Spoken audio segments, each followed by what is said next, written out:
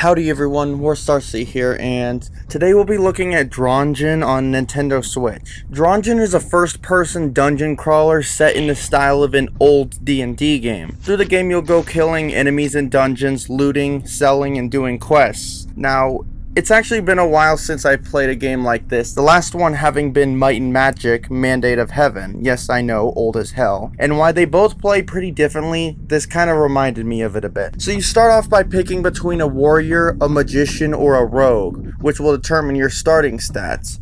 From there, you're thrust into the hand-drawn world, free to explore your way. One of the things this game boasts is the ability to play in short bursts, and believe me, you can really do that, as besides the dungeons being procedurally generated, you can pretty much save on the spot and pick it up later where you left off. But anyway, moving on to gameplay, it's a real-time grid-based movement and combat system. You can move in 4 directions, not diagonally, and in order to turn, you have to spin to the left or right with L and R. You'll pick up loot with the A button and access your inventory with ZL. Of course, as with any RPG of this type, items take up space based on their size. As for the combat, like I said, it's real-time, so you pretty much just beat on each other until the enemy dies, at least when you're a warrior like I was and using melee weapons. So there isn't much to say about this game, but I do have a bit of praise to give it. It does a good job of capturing that classic feeling of older dungeon crawlers like the aforementioned Might and Magic, and the atmosphere, it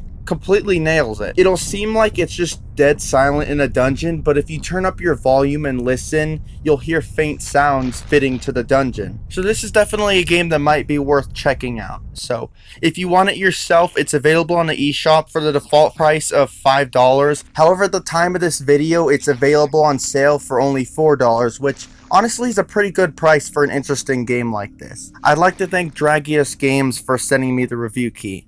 This is Warstarcy on the Game Clips channel, and I'm out.